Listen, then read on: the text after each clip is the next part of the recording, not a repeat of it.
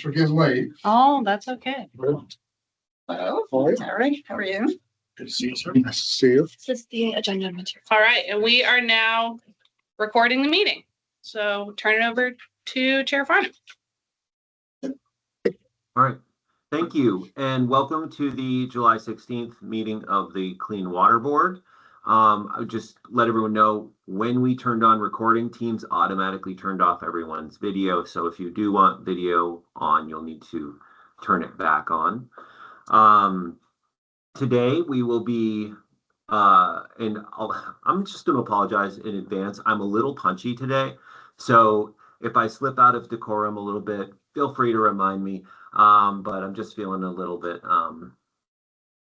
jumpy today. So we're going to I'll go through the agenda. We're going to review the fiscal year 28 Clean Water Board budget process. And then we'll dig into the drafting approach, the resources. DC will update us on related legislative rule and policy updates. So we're really trying to ground ourselves in the framework for this year and how we're approaching FY28. Then we'll talk about more context, revenue projections, really trying to lay the groundwork for this is the general situation we're in this year for the board to consider. Then we'll have a half hour to discuss strategic direction on the FY28, really thinking about, okay, this is our slate of programs, and are there any changes, any strategy updates we want to do? Have things been working well, et cetera? We'll have then an opportunity for public comment, and we'll move into wrap up. I'll do this first. So I'd like to welcome DC Commissioner Misty Sinsagali, and who is now the delegate for the Agency of Natural Resources. So welcome, Misty. Do you want to say a couple words to the board, et cetera? Sure. First off, good morning. Sorry not to be there in person. I am actually in Cincinnati, Ohio, at a meeting with EPA involving all of the states and discussing some really interesting topics on research and their reorganization. So it's been a great couple days, but a whirlwind. So I will be here for the majority of the meeting, but unfortunately we'll have to hop off. But my Deputy Commissioner, Neil Kamen, will be on as well for the remainder of the meeting when I do have to hop off.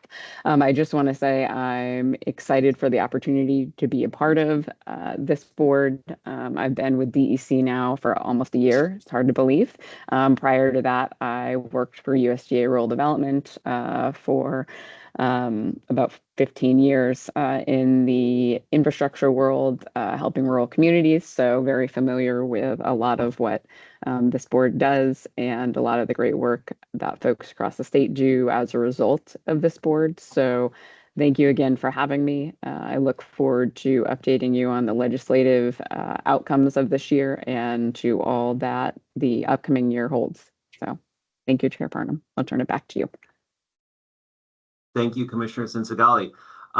Sarah, I'd like to go briefly off script. And if you could take us around the board members that are present so they can just say, who they are, if they're a member of the public or if they represent a state agency or department. Actually, I just thought that would be helpful for everybody. Sure. I think all of our board members are on Teams. So would you like to start there and then we can go to the room for members? Is that what you're asking, Chair? Yes. Okay. I So can start. we can. If you'd like Thank to just you. jump in.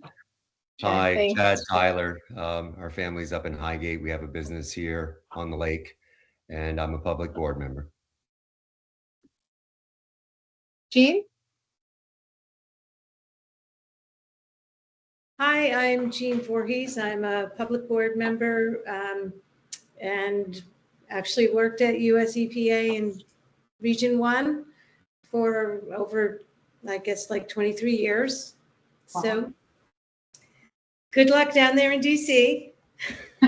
Thanks, Jean. Bob? Yeah, good morning, everybody. I'm Bob Flint from Springfield Regional Development Corporation, the RDC for Southern Windsor County. Jim? Hi, I'm Jim Giffen from Colchester. I'm a public member. Thanks, Jim. And Joel? Yeah, good morning, everybody. Joel Parago. I am the VTrans Municipal Assistance Program Manager representing Joe Flynn, our Secretary at the Agency of Transportation. Thanks. And we can go around the room. Thanks, Chair Farnham. This is a great opportunity to introduce Maddie Cotter, who's our new Clean Water Fund Supervisor, and she joined the Clean Water Initiative program this spring, and we're so happy to have her on board and part of the team. Thanks, Sarah. Hi, everybody. Yeah, you've been getting many emails and calendar invites from me, so looking forward to working with you all on setting the budget this year. Reminder, Sarah Coleman, Clean Water Initiative Program Manager. And Gianna Petito, Water Investment Division Deputy Director. Jonathan Mingle, I'm a reporter with 7 Days. Jared Carpenter with the Lake Champlain Committee. I'm Pat Swazi, Federation of Vermont Lakes and Ponds. Senator Terry Williams, I'm the Vice Chair of the Natural Resources and Energy Committee, and here representing my constituents. Colleen Miller, Clean Water Initiative Program.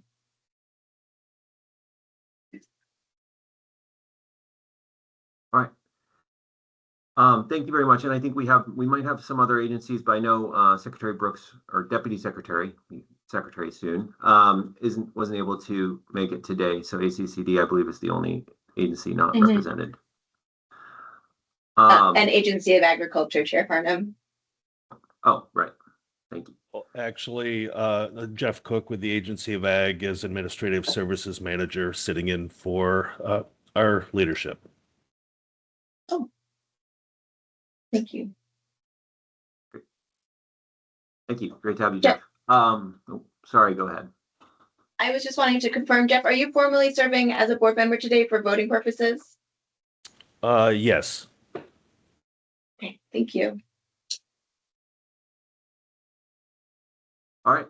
Thank you for doing that. Our next item is our consent agenda. So we only have one item on there, the adoption of the February 11th, 2026 meeting minutes. And so we circulated that consent agenda ahead of time so that members could review the meeting minutes and see if there are any inaccuracies or adjustments they would like. So at this time, I'd like to entertain a motion to adopt the minutes as stated in the consent agenda.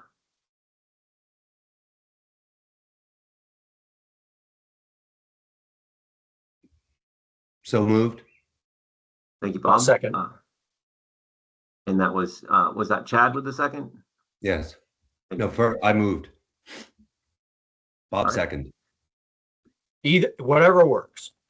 All right. Thank you. All in favor say aye. Aye. Aye. Aye. Any opposed? All right, the motion passes. The meeting minutes will be adopted. So now I'll hand it over to Colleen to review the fiscal year 28 clean water budget process. Great, thank you, Chair Farnham. So this is on page 4 of the meeting materials packet. So I'm going to go through the budget process for the state fiscal year 2028 clean water budget. So each of the boxes on this slide is color coded, and a color represents an action of an agency. Yellow is the emergency board, gray is agencies, green is the Clean Water Board, and blue is an action of the legislature. So right now we're up at that upper left-hand corner in that green box. Today officially kicks off the budgeting cycle for state fiscal year 2028 for the Clean Water Board. Next, the emergency board will meet to adopt a consensus revenue forecast for state fiscal year 2028. So they meet in late July and then again in late January. Next, the Agency of Administration will help to update the Clean Water Operating Statement with the state fiscal year 2028 projected revenue for the Clean Water Fund and establish targets for the Clean Water Fund. In late summer, the interagency staff will prepare a draft budget for the October board meeting. That meeting is on October 8th this year. That's where the board will discuss the draft budget and approve materials for public comment. The public hearing is on November 5th this year. At that meeting, the board will hear comments from the public on the proposed budget. Between October 12th and November 12th, we will have the public comment period, which is when members of the public will be able to give their opinions on the proposed budget. After the public comment period closes, there's some time for staff to review comments. And then at the December board meeting, which this year is on December 3rd, the board will consider public comments and decide if any changes should be made for the budget recommendation. Then that change is sent over to the Agency of Administration, and all agencies will update their Clean Water Fund in capital legislation. The governor takes all that information and proposes a full budget to the legislature. Between January and April of 2027, the budget will be reviewed by the legislature. Like I said earlier, the emergency board reconvenes, discusses revenue forecasts for state fiscal year 2028, but also for the current state fiscal year 2027 and future state fiscal year 2029. That all gets put into an updated operating statement by the Agency of Administration. The board will meet again in February. We do not have a date for that meeting as of yet, to be scheduled. We will review the new operating statement to see if any changes should be made. By May or June, the legislature will authorize the budget. And then in the following July, at the beginning of the new state fiscal year, agencies receive spending authority to begin implementing the state fiscal year 2028 budget. And that is a full year of the clean water budget cycle. Pass it back over to you, Chair Farnham.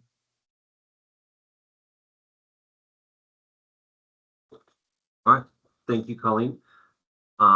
Any questions from the board? All right. Didn't anticipate any. This is, similar approach to what we've used in prior years. So it's a known for members of the board anyway. All right, moving on to reviewing the clean water budget drafting approaches and resources with Sarah Coleman.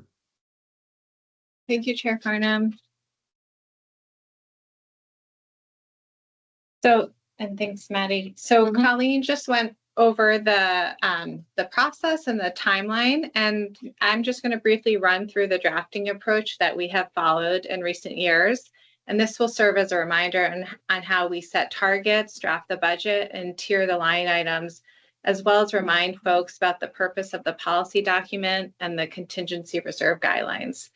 And so as a reminder, this was typically presented at the beginning of the October meeting, but beginning last year, this was advanced to our new July Clean Water Board meeting, and hopefully will help set a foundation or starting point for our discussion today. Okay, so we're great on slide 2. Thank you, Maddie. Yep. There's right there is good on the drafting. Yep.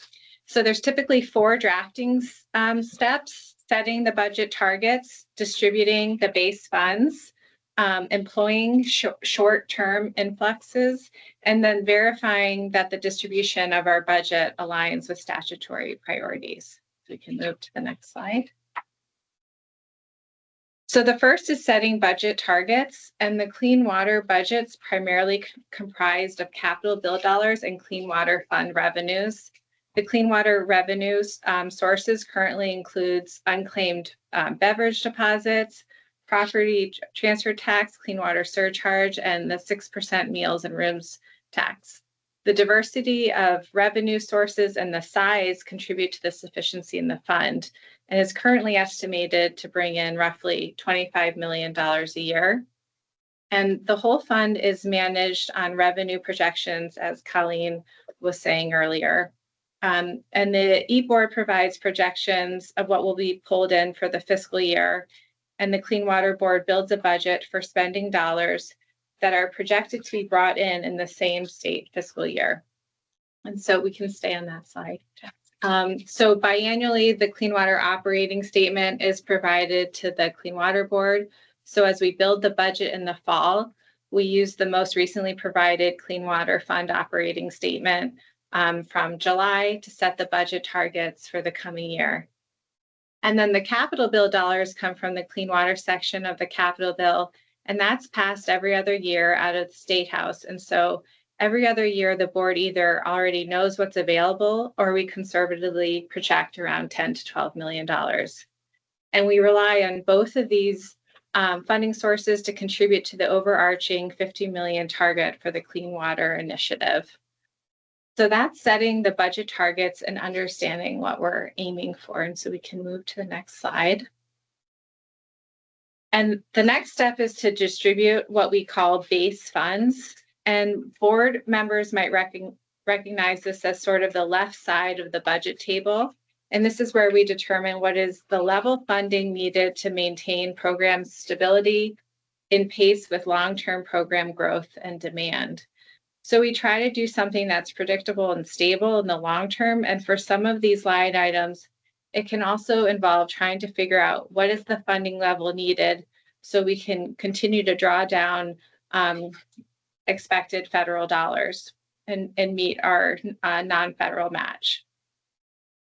And then what we do is once we understand the needs across these line items, we distribute Clean Water Fund versus capital dollars using the strategy on the bottom of this slide. So we maximize capital bill dollars that are for capital eligible activities.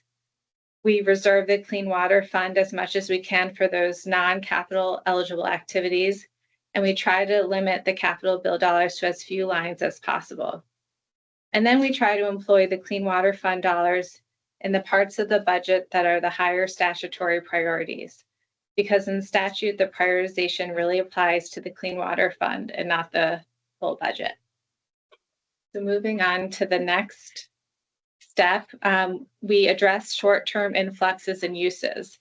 And there's a couple examples or reasons that the budget might realize a short-term income into the budget. And one example you might recall is when the American Rescue Plan Act, or ARPA dollars, were assigned to the board for recommendation. So we had 3 fiscal years where there was a one-time boost of ARPA money.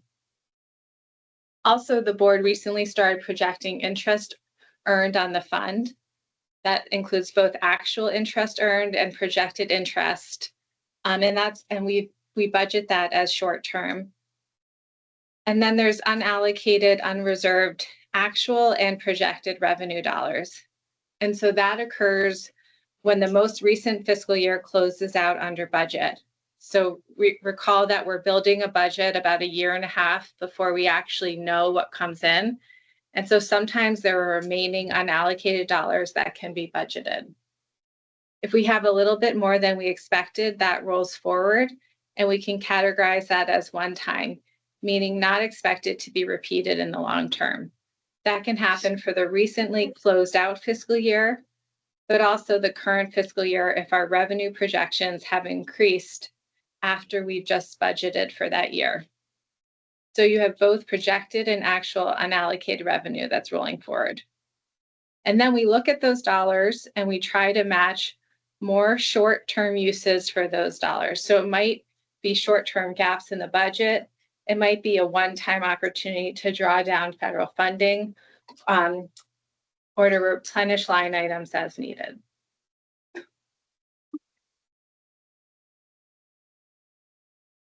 And then the last step is to verify that the distribution of the budget aligns with our statutory priorities.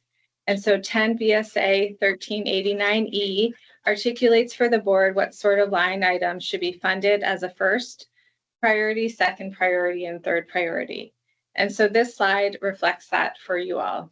And so you can see that visually, some of them are specific funding programs and some of them are more general in what we're trying to achieve with the dollars. Next slide. And what the board has done the last couple of years is interpreted prioritization as a proportion. So what we aim to do when we look at a high level snapshot of the budget on the right, no need to read those lines, is it shows at the very top, these are the tier 1 line items, and then the middle is tier 2, and then there's tier 3. Other priority tiers are line items that persist on the budget because they reflect other statutory priorities. For example, Lakes and Crisis Fund is not actually articulated in the priorities, but it's still in statute or other ways that we need to draw down and maximize our opportunities on federal funding, like the Clean Water State Revolving Loan Fund. The approach generally aims to allocate 60% of the budget to tier 1 initiatives, 30% to tier 2, and 10% to tier 3 and other initiatives, with flexibility to modify each year, factoring availability of other funds. And so you can see on the left, the state fiscal year 27 prioritization approach maintain the intent of the Clean Water Fund priorities by investing heavily in tier 1 initiatives while also scaling tier 2 and tier 3 initiatives appropriately to factor availability of other state and federal funding contributing to the clean water budget line items and activities. Maddie. And so the last thing is just to remind the board is that there are 2 governing documents to be aware of and to reflect back on as we launch the state fiscal year 28 budgeting process. The first is the budget policy document, and this is presented to the board in October in partnership with the budget sheet and really is seen as the articulation of how these dollars will be used. It includes their narrative descriptions of every line item, and the beginning of the document also articulates the budget approach. So it's typically these best practices I've just touched on, but also summarizes any changes the board has directed us to make or any nuances. So this provides a general narrative and summary of how the budget was built, and then what each line is intended to be used for, which can be helpful if there are changes proposed in implementation. We can reflect back on this document to make sure it's still in alignment with what the board intended and approved. Then the other documents, the contingency reserve guidelines, and the board may recall that there's $2.5 million held in reserve. It doesn't show up on the budget sheet, but it shows up in the operating statement. It's held in reserve on the fund. And so it's roughly 10% of the fund amount. And the intent is in those instances where the budgeted dollars actually are above what comes in for revenue, and we have a shortfall and a gap. And so there, the intent is to be able to provide stability and security to make good on our commitments and ensure continued progress. Because as you recall, we're spending the same year as we are accruing those dollars and can have cases where we've already signed agreements and contracts and need to maintain stability and momentum. So the contingency reserve guidelines articulate the use of this reserve and how the board may replenish it. And the board is welcome to revisit the guidelines at any time, as well as consider the amount held in the risk reserve. And so I will stop there. And if there's any questions, I'm happy to take them. Otherwise, we can move to the next section of the agenda.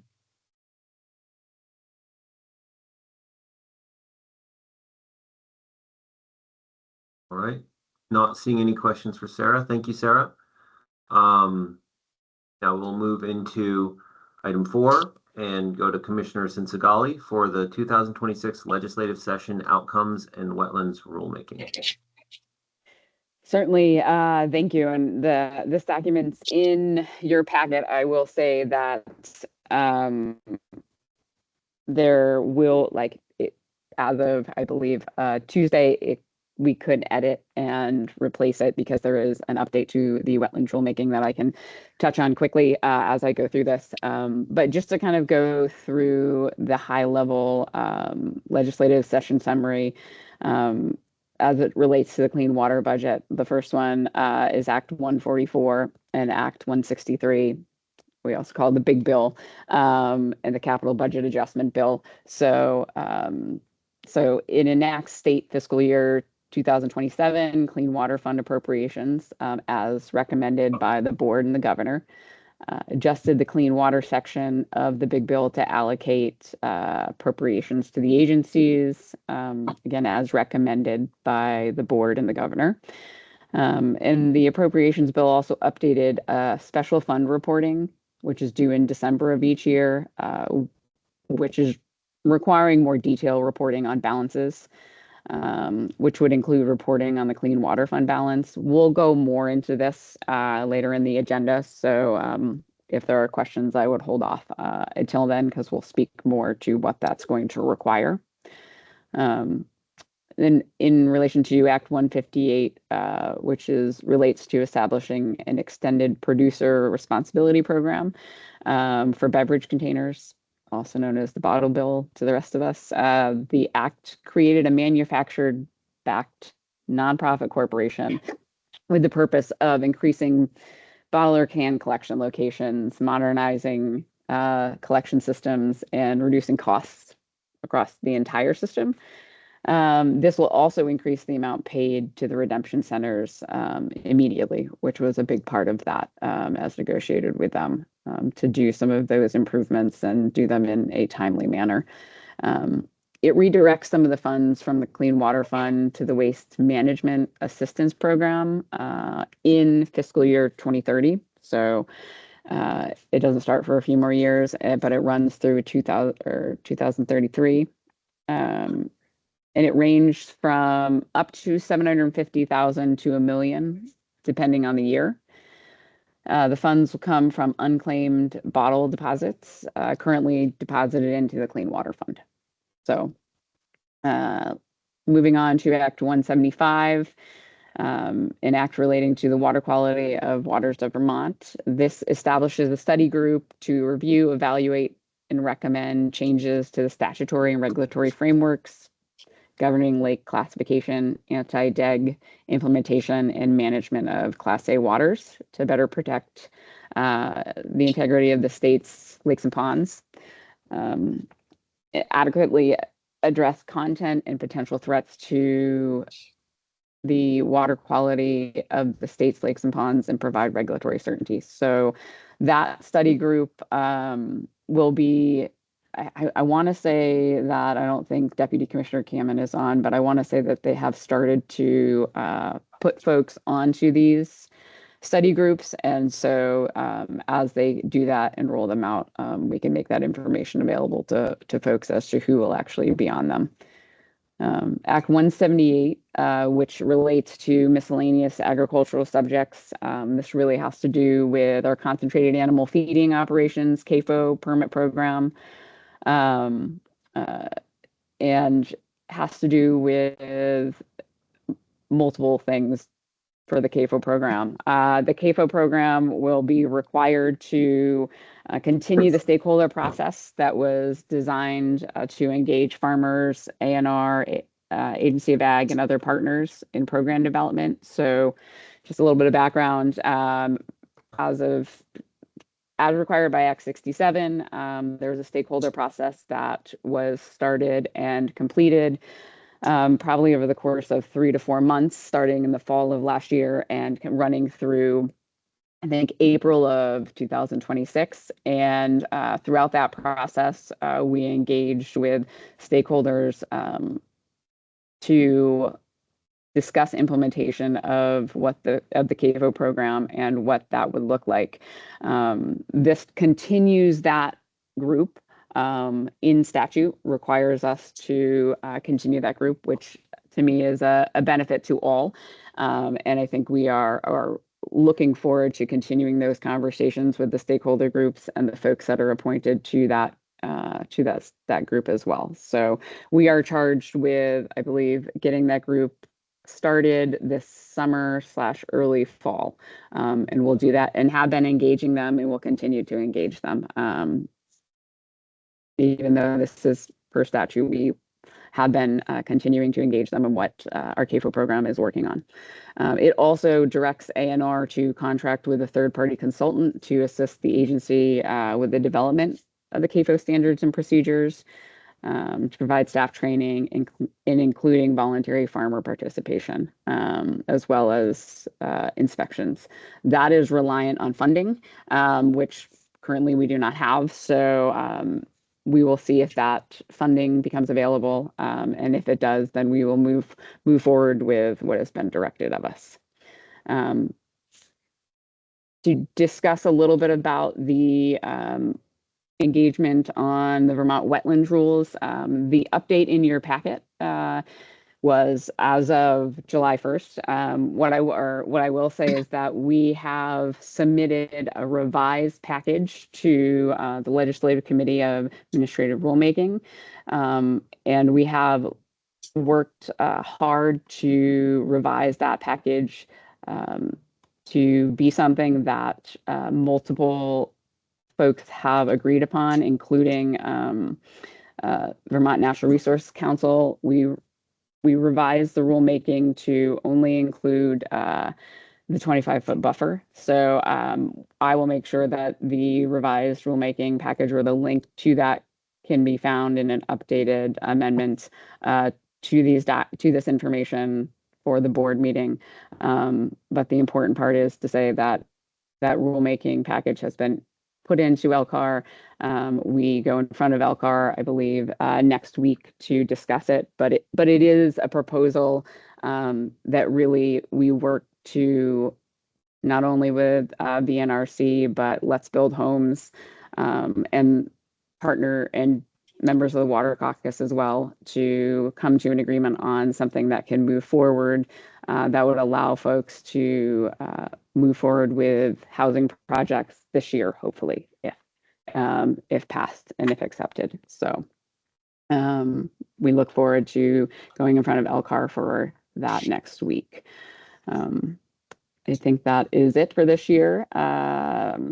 A lot happened. It was a busy session. We're looking forward to this upcoming planning for this next legislative session, which at some point we will have conversations about what that could look like as it relates to the Clean Water Board and how we can be proactive going into next session. So I can try to answer any questions if anybody has them at this time. But a lot of the information is within the packet and the other information I can share in terms of updated on wetlands rulemaking. Thank you, Commissioner. Any questions from other board members before we move on to the next section? I have a question.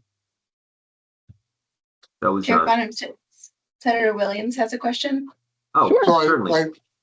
I heard you talked about the commissioner, the CAFO program, voluntary, talks about funding that we don't have.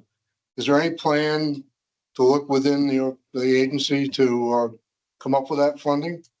Or if we don't come up with it, what are we going to do? Well, so as part of the conversations going into, I mean, just for folks' background, there were many conversations before this was actually passed in this last session around the fact that the money that is currently in DC for the CAFO program was designated to us or given to us for a specific purpose. And as our program is being stood up, our plan is to ensure that all of the resources that are needed are taken care of with that money. So we are certainly in the process of looking at what we have. As of right now, I would say that the money is spoken for. That may change in the future. If the money is not there, we will continue to do these things. I mean, it doesn't stop the program from being stood up, or we are already out on inspections with the Agency of Ag. We are already cross-training with folks. There was an ask that we bring in a third party to potentially assist with some of that, but it doesn't mean that it's not happening. It just means that it may not be led by a third party that folks had wanted coming out of the stakeholder. So if we can't find funding, it will just mean that it will be scaled down compared to what potentially the stakeholders in the stakeholder process wanted. I don't know if that gives you a satisfactory answer, but that is where we are. It's our team is currently working hard to do all of the things that they have been tasked to do as part of Act 67, including going above and beyond with the Agency of Ag as a partner to make sure that training is happening out on farms. We are there and we are communicating clearly and consistently and transparently. And while I value the interest and the want to do this with a consultant, I also trust in both agencies to work together to do the best that they can with the resources available. So, thank you. Yeah, you're welcome. Thank you, Commissioner. Thanks for the question, Senator. All right, let's move to Deputy Director Petito for the Act 37 update. Great, thank you, Chair Farnham. So this is, this didn't come out of this legislative session, but just providing an update to the board. This time last year, we presented to you the passage of Act 37 of 2025, which was a package of changes around 3-acre permit related to stormwater. Some things in that act included removing the sunset for the Clean Water Fund. It had some changes to the timelines for permitting.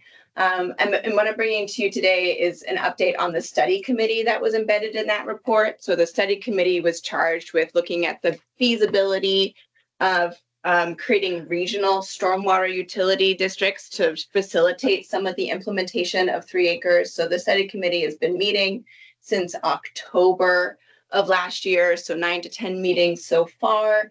And we are maybe rounding the corner with a draft report. There was a draft that went out to committee members in the last week or so. They're reviewing it and providing comment, and we'll be bundling that draft report as part of the meeting materials for the August meeting so that the public can review and provide comment too. In August, the August meeting is not scheduled yet. We're working on that, but we refer everyone to the Regional Stormwater Utilities Study Committee meeting site page, which we can throw in the chat. I actually don't know if it's on this agenda for anyone that's interested in attending the August meeting. And then maybe the piece is just for the board's awareness there, as the study committee's been looking at these regional stormwater utility districts, and part of that is revenue raising options. And they're certainly looking at local or regional sort of options for that entity, whether that's fees or taxes, et cetera. And that's contemplated in the report. But the committee was also interested in looking at the state level revenue raising, which would implicate the Clean Water Fund. And so there may be recommendations coming out of the committee. I can't speak exactly to that now, but may be of interest for the board if you'd like to be following the report as it's drafting.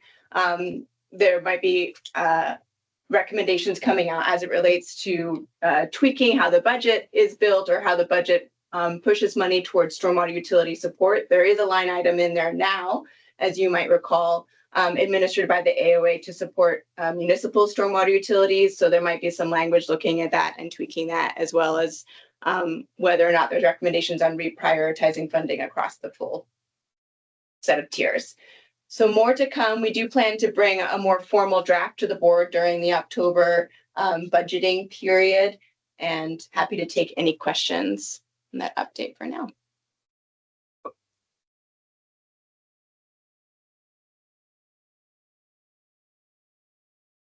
All right. Thank you, Gianna. Oh, thank you. Oh, I forgot to mention one more thing. I'm so sorry, Chair Parnham. In the interim, while this report is proceeding, we are also working, Colleen is working and connecting with the Agency of Administration for the existing stormwater utility line item to see if we can improve situational awareness of municipalities of the availability of the funding and how they can sort of ask for that once they stand up a stormwater utility. So we're implementing some process and procedural changes to help make that more accessible to folks in the interim. Thank you. Great. Thank you. All right, now we'll move on to context surrounding the Section 5, context surrounding the FY28 Clean Water budget. Tim, could you take us to the revenue projections for FY28? I can. There you go. There's my face. So I'll be walking through this document. So just to level set, I'm Tim Mater. I'm from the Department of Finance and Management, and we'll be reviewing. This is supporting material number 4 on page 13, which includes the Clean Water Fund operating statement. I have a note here. This will look very similar. You'll see that in the asterisk below. This will be hopefully familiar to you, as it hasn't changed since the end of January, early February.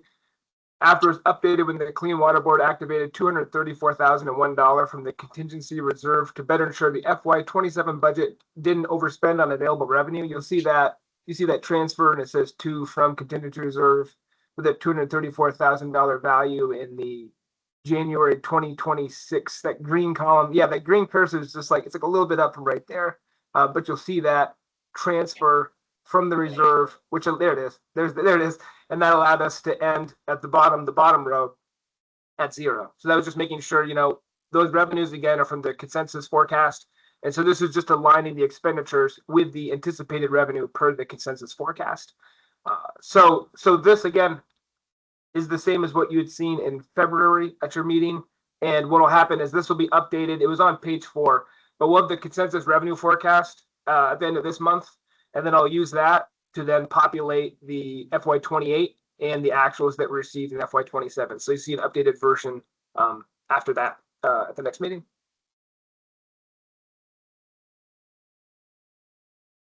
I think that's it, unless you have any questions. Thank you very much, Tim. Any questions for Tim?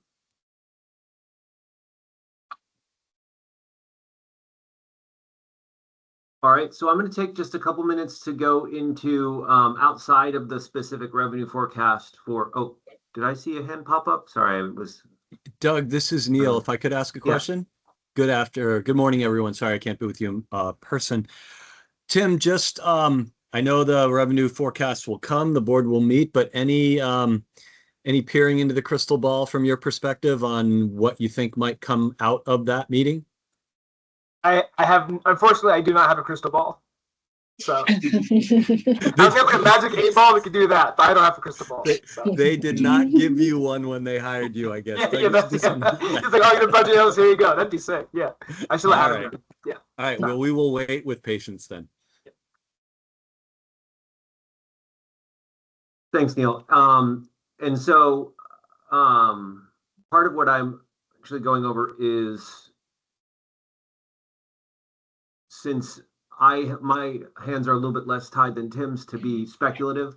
So it's not quite a crystal ball, but my general sense of the temperature from the state perspective, if you track how our projections have been going and where we've been coming in, things are coming in pretty close. So in general, we're not expecting major surprises, but we're not expecting news on the good side. Most of our risk is not upside risk in this cycle. It's, if anything's coming in, it's unlikely to be higher, and it's likely to be a little bit lower. In prior years, we've had the luxury of most things being a pleasant surprise in the revenue cycle. We've had a lot more one-time funds. We've had things coming in higher. So we've had a little bit of padding there. I don't expect any big nasty surprises, but and the revenue sources that the Clean Water Fund is linked to haven't been as directly impacted by a lot of the federal, at the risk of being too political, shenanigans. The disruption caused by tariffs and oil prices, et cetera, all of those different waves and ripples sent by the federal behavior, I guess is a neutral way to say it, don't affect the meals and rooms tax, the property tax surcharge, and the sheets as much. They obviously still have an effect, right? But our efforts over the last 5 years to increase our housing development, they're not seeing the traction that we would like, but they are seeing some movement, which, although it's like creating some dampening on the median housing price, it is increasing the volume of available properties for transfer. So I think that's having mostly a netting effect. Meals and rooms tax, seeing less visitors from Canada, never great for meals and rooms tax, but we have the World Cup this year that's helping counterbalance some of those economic trends, right? So overall, the specific sources for clean water, they're not going to give us a lot of extra revenue, I don't think. Completely speculative. I'm not seeing that, the economists that Tom Cavett and Jeff Carr are going to have cause to do any big upgrades, but I'm not seeing the signs out there that they're likely to do any major downgrades either. So we're going to see something roughly aligned with inflation, I think. If you look at the macroeconomic and the federal funding position between the state and the federal government, we do have compounding risks, mostly in the human services sector, that are placing, slowly ratcheting up the pressure on the overall state budget. So I think that presents a risk for us in the capital budget context, because that is an area where we have been successful in retaining 10 million of capacity in the capital budget. But as that pressure increases, say, you remember, most of you probably remember the SNAP issues from last year and the Medicaid adjustments that the current federal administration has made, those ripples are going to have indirect impacts, most specifically on the capital fund. And then the other element to consider is the special fund reporting that Commissioner Sensigali talked about. That's a statewide requirement, right? And the main thing there is that the legislature is going to be looking under the couch cushions, and the governor as well, right? And one bad thing that happened last year, bad from the administration's perspective, speaking as a member of the administration, the interest from the Computer Modernization Fund, and I may have messed up the actual acronym. If I got that wrong, Tim could probably correct me. The interest that was earned in that special fund was taken by the General Assembly. And that's meaningful because the language of that special fund authorizes them to keep the interest. The legislative intent in creating that fund was to allow investments in that fund to retain the interest and to roll forward, similar to the Clean Water Fund. So there is certainly a different political environment for IT investments and clean water investments. Very different political landscape, but they are both special funds that had elevating balances. I believe our balance is higher than the Computer Modernization Fund. But there had been multiple years of interest that accrued. Now, there was a resolution to that was, a reasonable compromise. Any excess revenues from the July update for fiscal year 26, they're going to be applied to restore that fund, the interest that was taken to fund other general fund activities. So there was kind of a swap that used the close of fiscal year 26 to restore that. But that had to be fiercely negotiated and relied on performance. I think the fiscal year from a statewide perspective, it's roughly 30-ish million that it's closing over the estimates, which when you consider the size of all the revenue sources, that's very, very close. So that increasing pressure combined with our high balance. Now we have very legitimate reasons for that high balance in the Clean Water Fund, primarily the programs spending ARPA, state fiscal recovery, which end on 12/31, have been prioritized, right? Those projects are being pushed forward in permitting and management, and they have to spend the money by then, or we risk returning it to the U.S. Treasury. And so that has deprioritized projects that are using state funds and clean water funds. That is logical, necessary, and we don't want to cancel any of those other projects, and that's why the balance has been increasing.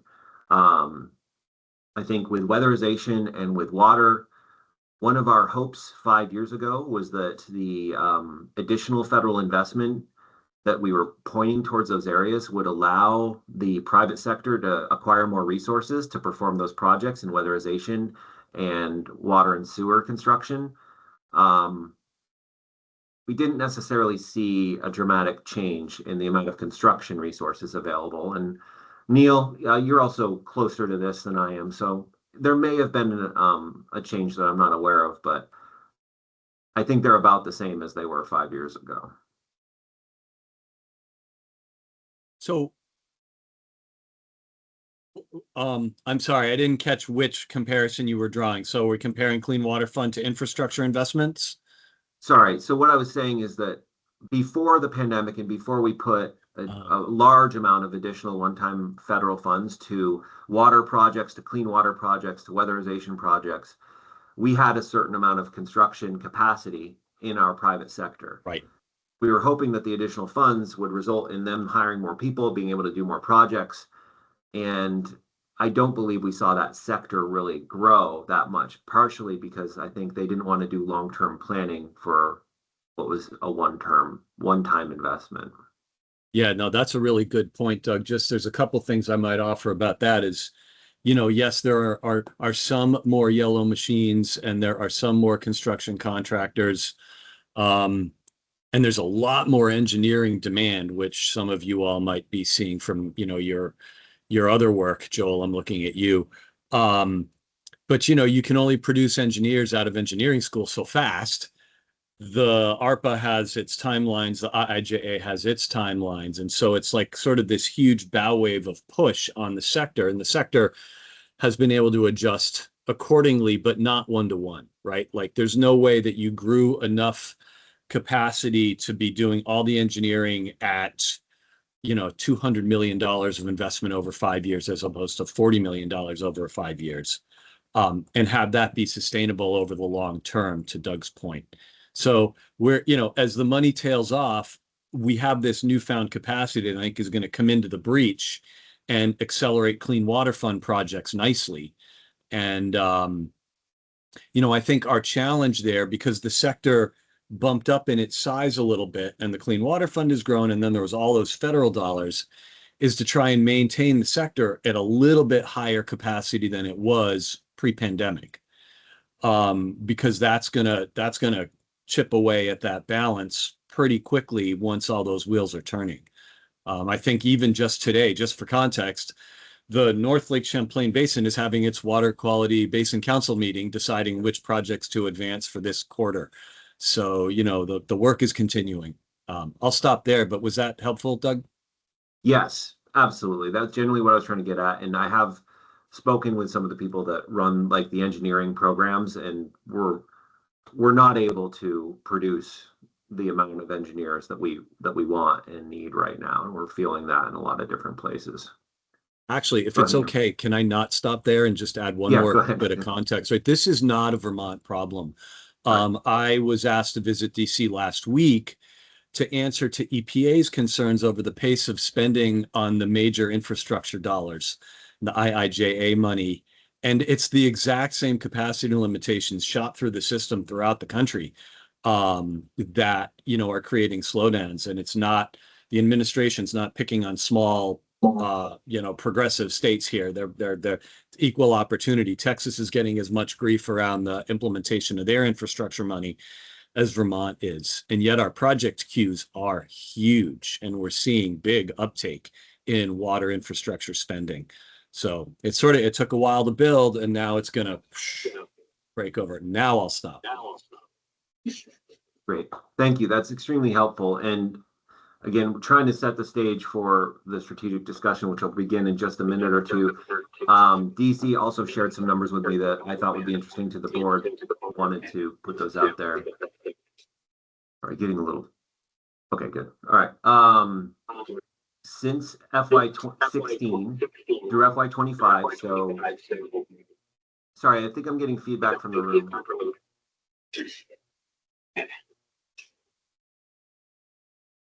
There we go. Between FY16 and FY25, so I believe that ends up being 10 fiscal years of activity. Vermont invested over $755 million in clean water projects through grants, contract loans, and that also was paired with an additional $173 million in local and federal investment. That brings it to $928 million. Nearly $1 billion of investment in the clean water sector over 10 years. So I think that's something to be extremely proud of.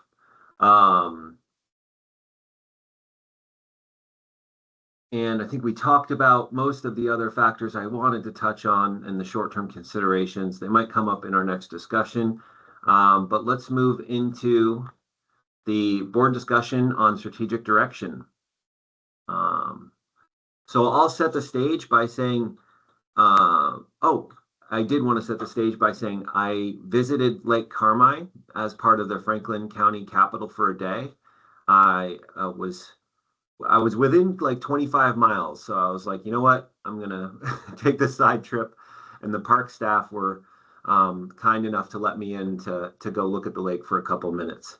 Even though there was impending hazardous weather that we luckily didn't get, it wasn't as bad as we were worried about, but people were clearing out for safety purposes. And I was like, let me go look at the lake.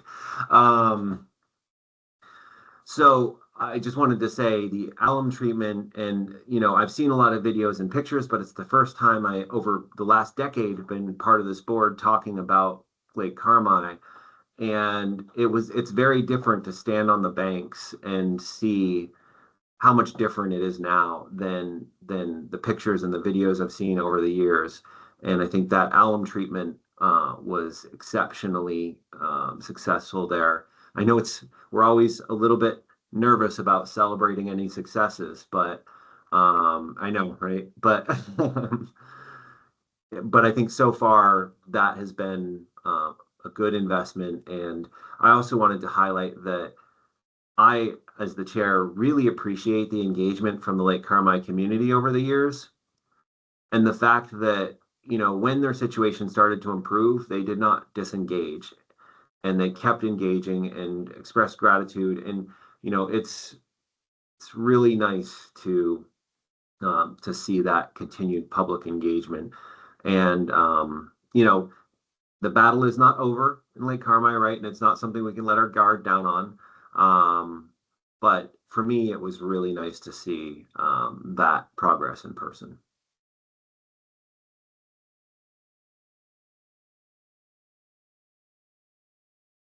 So with that being said, I am personally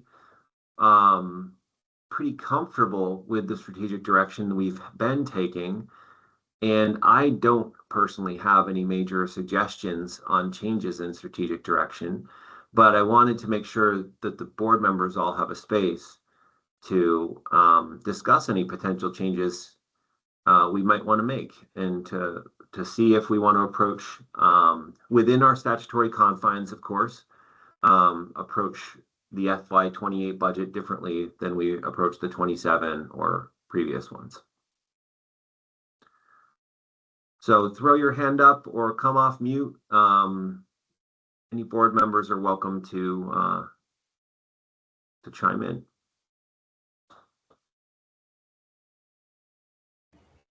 I guess I could chip in real quick. Chad? Yeah. Am I echoing as well? No, okay. That's a lovely sounding figure, almost $1 billion in 10 years. And knowing that the timeline we're on, it'd be nice if we can continue for sure. And again, thank you to everyone for the incredible work that everybody's been doing in the long term. I do always want to make a push again for more just education, so that more people are aware of the smallest ways, increasing their lawn depth when they mow, things that I see that are ingrained practices. Not sure, again, how we get that information out there more. It always kind of distresses me when we ask for public comment that there's not as much engagement in my mind as there should be. Totally open to ideas on how we can do that, but I think people after 10 years kind of go, oh well, this is the game, and I think we can still change a lot of attitude along the shoreline, but upstream as well. So I would just, if there's any strategy, it's just let's get more people engaged in my mind. Thank you.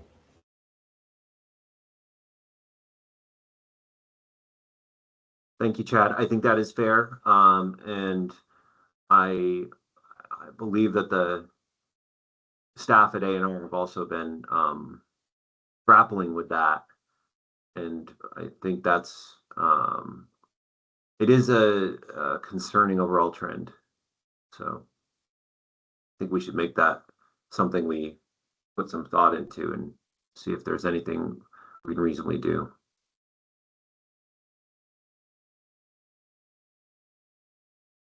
Right.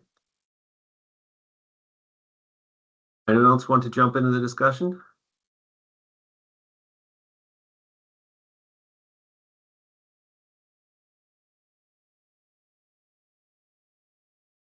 Chair Farnham, we have a public member that would like to comment on public engagement. Pat. Okay. Swazi. Yeah, I think we'll Thanks. have plenty of space for it. So let's go ahead. Pat Swazi, Federation of Vermont Lakes and Ponds. I just want to mention public engagement. Of course, we do a lot of that work in trying to educate people out there. But I think timing, for example, it's hard to get people, attending this meeting because it's in the middle of the day. And not that I love evening meetings, but sometimes you get more public engagement when you time events and meetings and things. At times, working people can actually attend and be involved in. So it's just one little teeny thing, but it's something to think about when I look at all the meetings we go to. Thank you. And we could potentially think about presenting on some of the education and outreach work that's happening more broadly, both supported through our fund as well as with our partners. And it seems like the real challenge is like, how do we, magnify and elevate that work versus recreating the wheel and, and appreciating all the work that our partners are doing already in that space. If that would be helpful at a future point. Yeah, that sounds great. Yeah, and I think we can look at, it might be challenging to do kind of the work, the meetings of the board that are kind of working meetings might be challenging to do outside of the normal business hours. But I'd be willing to entertain like some outside of business hours public engagement meetings, like as the chair, or having a small, like not full formal board meetings, but something where people can engage with and ask questions that could then be brought back to the full board or something along those lines.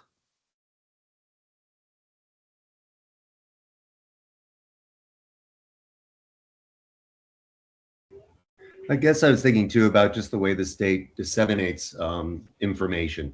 That there seem to be maybe other channels through schools and where that information about how to maintain or help with clean water can be presented to the public. Not necessarily having to say, okay, show up for this meeting here, but it might be something, signage that they see at gas stations or public spaces that remind people of the little things that people can do. The cumulative effect is enormous, as we know. I'll think. Okay.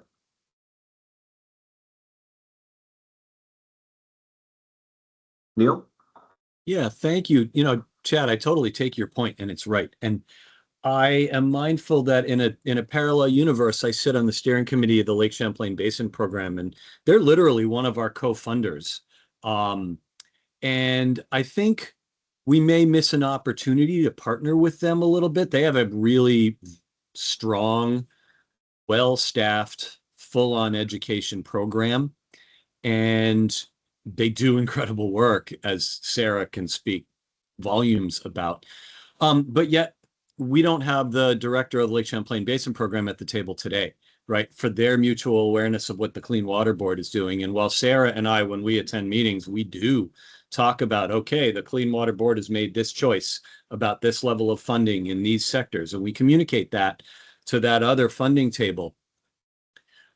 I think there's opportunity for more crosswalk and more mutual awareness, and by association, leveraging the apparatus that the Basin Program has to communicate out about the state investments that we're overseeing at this table, or that you are overseeing at this table. So I don't think that's even a hard thing to make happen. It's just we hadn't really thought about it. But to Sarah's point, the partnerships that are engendered through the Basin Program get pretty broad.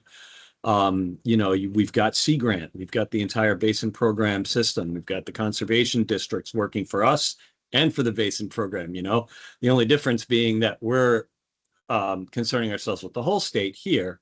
Basin Program is concerned largely with the Lake Champlain, that 45% of Vermont that's in the basin. But still, it's all same programs, right? And complementary monies. So I think it would be not even hard to do that. I'm looking at Sarah. I see you nodding. Our new incoming coordinator for the Basin Program could certainly make that one of their strategic aims, is to bring us together a little bit. Thanks, Neil. Thank you.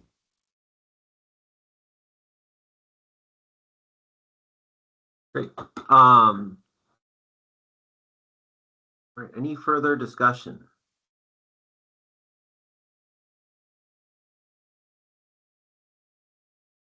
Appreciate being invited today. I'm here because I care. And I always try to look at both sides of the coin. And I look at the great things that you have all accomplished in cleaning water. Everybody has an interest in getting clean water clean. So from a legislator's standpoint, we're one leg of the stool. Really, anytime that anybody has an idea, reach out to me. You obviously got my contact information, and I'll bird dog it to the ground. I'm kind of a good barometer because I'm hearing a lot, as Deputy Commissioner Kamen knows, from the constituency. They're out there. They're the other side of the coin, and we need to get those points together so Vermonters take care of Vermonters. And that's what, when funding is tight, we all got to suck it up and find a way to get it done because it's got to be done. So, and I'm looking at everything from an affordability standpoint, and that's what my constituents expect me to do. So I want to help, and anything I can do, just don't be afraid to call me.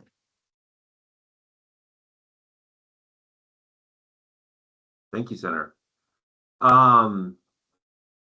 So to kind of wrap this up into something actionable and concise, I think we don't have any material issues identified at this point in the strategic funding kind of distribution sections, but there is a request that maybe the board can make a request that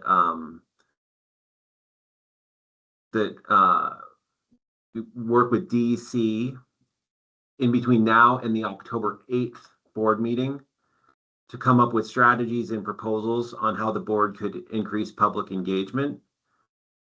And then we could kind of review those and maybe make some decisions or formal requests on October 8th. Does that seem reasonable, Chad? Poor DEC is saying, what did he bring up?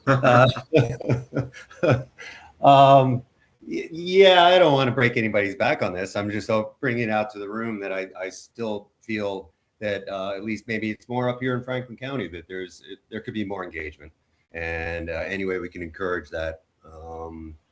But you're right, it has to be actionable so we can put a dollar to it, and maybe there is a way to look at those venues, as Neil was suggesting too, reaching out to other groups, and we can maybe just increase communication a little bit. And if it's a quick glance into it, I'd like to see that. Sarah, is this something that we could put to the interagency working group, or is it more of a DEC specific conversation? That's a good question. I think that our sibling agencies, all also have a, large part in that public engagement and outreach. I think in my mind, a starting point is giving an overview and summary of the different types of initiatives and partnerships that are, available. Chad, you mentioned the Raise the Blade campaign and the outlets through which that's still supported, for example, and some of the work that's happening around signage, highlighting clean water projects, resources that are publicly available, as well as our outreach with schools on different levels for just, some things that come to mind, and then maybe trying to be a little bit more comprehensive than the first sweep. Does that sound responsive to that ask? Anything's responsive. Thank you. Yeah, I think that's helpful. Yeah, and I think I'll just interpret your flexibility there, Chad, to be like, as time and resources allow, we would appreciate it. Because we all understand there might be some constraints in, and I don't want to alarm anyone by saying this, right? But I'm going to say it. We have been, I mean, for me, this makes sense with who my employer is. I've focused on the dollars being invested in infrastructure, in hard projects, right? In shovels, right? If our shovel work is kind of maxed out and saturated, and if funding could be put into an awareness campaign or something like that to take another avenue of attack to increase clean water outcomes, is that an adjustment in our funding allocation that we should be thinking about, right? It's going to take us a couple of years at least to catch up on our project spending, but I know that we also don't want to decrease the level of commitment we're making to our clean water service providers and our partners, because they have to do their staffing and planning based on the levels of commitments that they're getting for projects. So I think it's complicated. And again, I don't want to make anyone nervous. I'm not proposing anything, but just wanted to throw the question out there a little bit for people to think on. I like that perspective. I mean, the fact that every homeowner is shovel ready, basically, and maybe lean into that message a little bit. That's a great thought, Doug. Thanks.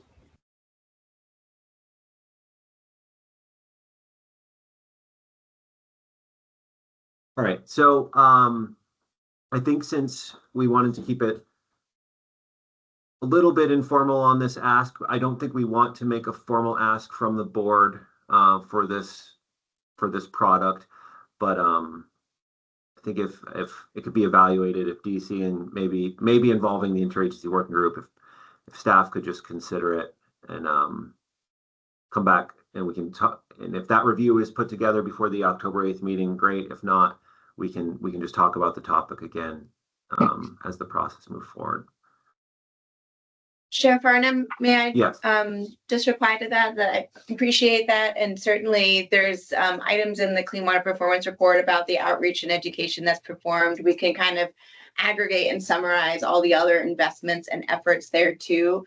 And maybe the piece that would be of interest to the board is the effort and outreach that our partners are doing and that our partners and we are funding may not always align with public comments and engagement with the board. And those are sort of two different conversations. And so some clarity about some of that. I know we've, brought to the board some challenges with public engagement on the budget and sort of that topic. And it may not be reflective necessarily of a lack of ethos or stewardship across Vermonters doing really good work on their own front. And so certainly want to, explore both of those avenues moving forward.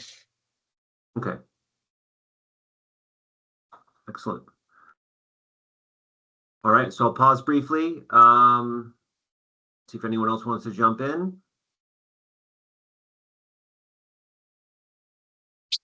No, thank you very much for that discussion.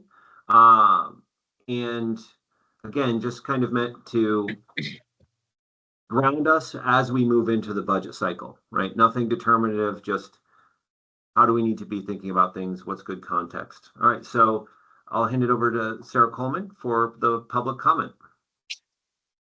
Thank you, Chair Farnham. Am I unmuted? Okay. Yep. So I believe we just had one person respond RSVP for public comment, but we likely have time to take others because I know there are lots of folks here. But Dana Duran, are you online? I think I saw you in the chat a minute ago. If you would like to come off mute. Yep. Thank you, Sarah. Good afternoon, everyone. My name is Dana Duran. I'm the Executive Director of the Professional Logging Contractors of the Northeast. We're an educational nonprofit that represents timber harvesting and forest trucking contractors in the state of Vermont. We have about 40 contractor members. I appeared before the Clean Water Board, I guess it was 2 years ago, to request support from the Clean Water Board in the FY26 budget for a low interest loan program to assist logging contractors purchase low impact, low ground pressure timber harvesting equipment that would have a positive water quality benefit. The board was very gracious and supported that request of $500,000 that went through FPR, and the legislature approved it. And that program was stood up by the Vermont Economic Development Authority in December of 2025. So far, it has processed loans to 9 logging contractors for about 12 pieces of low ground pressure equipment, and about 50% of the funds have been exhausted. And we expect the program, the full $500,000 will be exhausted by the end of this year. That was funded in line item 2.4, the innovative technologies or practices to improve water quality line item of the clean water budget. And we just, because it's been in such demand, and the situation with the logging company in Vermont is very taxed right now because of markets, this has been a very positive program, and we're hopeful that the Clean Water Board would consider including a similar amount in the FY28 budget. So that would be just request number 1. And then request number 2 has to do with line item 2.11, the forest water quality practices and portable skidder bridges line item. So back in FY25, the Vermont State General Assembly provided funding to create a program called Slow Camp. Slow Camp is the supporting loggers to comply with acceptable management practices program. And FPR, through a contracted grant actually to our organization to run it, because FPR didn't have the funding or resources to stand the program up. Our organization has implemented that program over the last year and a half to provide direct funding to logging contractors to comply with AMPs in Vermont. Again, that program has been a tremendous success. There's been 63 eligible projects that have been funded, with over 200 individual practices, predominantly for truck road and log landing hardening, improving skid trails, installing temporary and permanent water body crossings. The Scott administration did not have funding for FY26 or FY27. That program will be fully exhausted a little bit later this year, and we'd like to request $750,000 from the Clean Water Board to continue that program sometime next year. So that's what I came to request of the board today, and appreciate the opportunity to speak.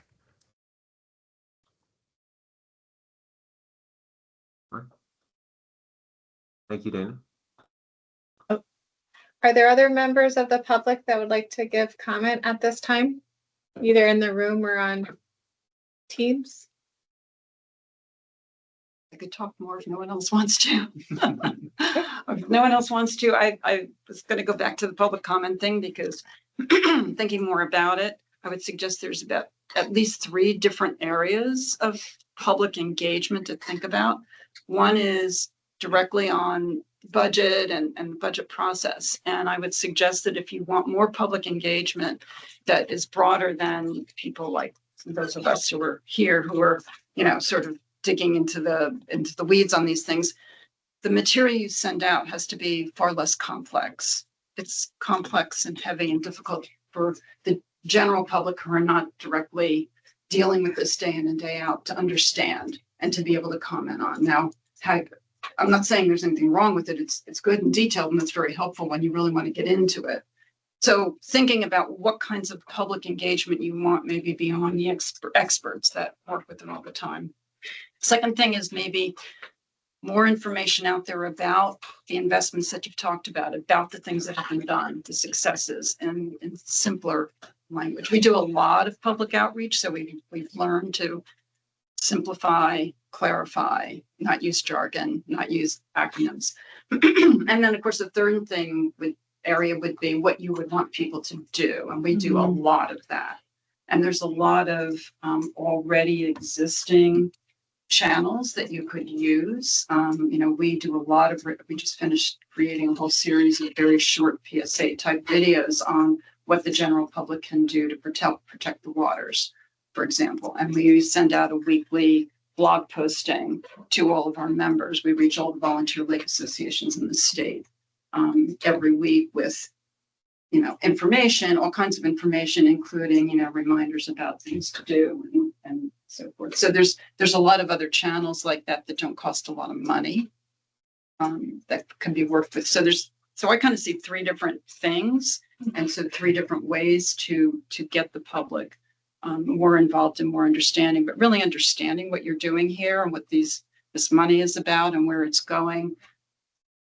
I think that's helpful. And then you can get some feedback, but it has to be much simpler than what, like what I've been looking at and what we've been looking at here. It's for the general public.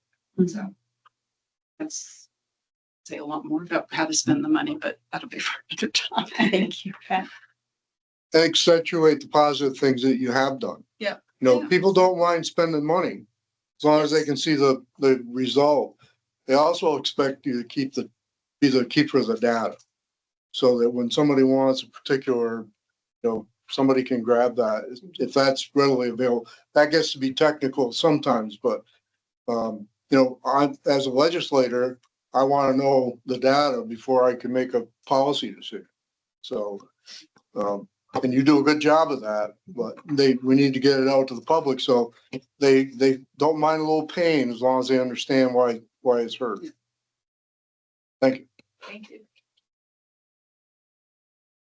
Great story.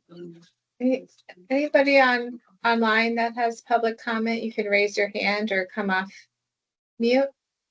Not seeing anybody. I didn't see anyone in the comments either.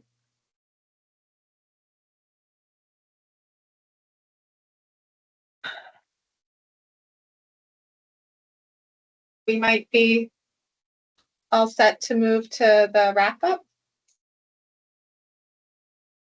Yes, I agree. Okay, great. So we have our state fiscal year 2028 clean water budgeting meetings and public hearing dates set. Our next Clean Water Board meeting is on October 8th. And then we have our public hearing on November 5th, followed by our Clean Water Board meeting on December 3rd. And our public comment period is scheduled to be open from October 12th to November 12th for that month. And then I have an update on our 3-acre funding, our next phase of 3-acre funding initiative development. We are planning to post our request for applications from MS4 communities to provide them financial support to adopt 3-acre sites while supporting them to meet their existing stormwater requirements. And we see this as a pilot program that will provide significant lessons that we can translate beyond these communities while also addressing a significant need in MS4 communities on multiple fronts, both with their meeting the MS4 stormwater regulations, as well as we know that there's a large proportion of 3-acre regulated sites that exist within about a dozen communities. So we're looking forward to getting that request for application out in the coming weeks. And next, there's just a reminder and a link in the materials to subscribe to the Clean Water stakeholder listserv to be updated of other upcoming Clean Water Board meetings and other updates. That's it. All right. Thank you, Sarah. And with that, I will entertain a motion to adjourn.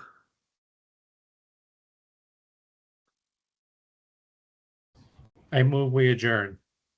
Thank you, Jim. Do I have a second? I'll second. Thank you, Chad. Ken was getting in there too. All right. All in favor, say aye. Aye. Aye. Opposed? The motion passes. This meeting of the Clean Water Board is adjourned. Look forward to seeing you all in October. Thank you very much. Thank you all. Nice to see you all. Thank you. You folks in Montpelier, you might want to close your windows. Highgate just got hammered and it's coming right your way. So Big yeah. storm or, Yeah. or smoke? It's the storm. Oh, wow. There's a band that whammed through here.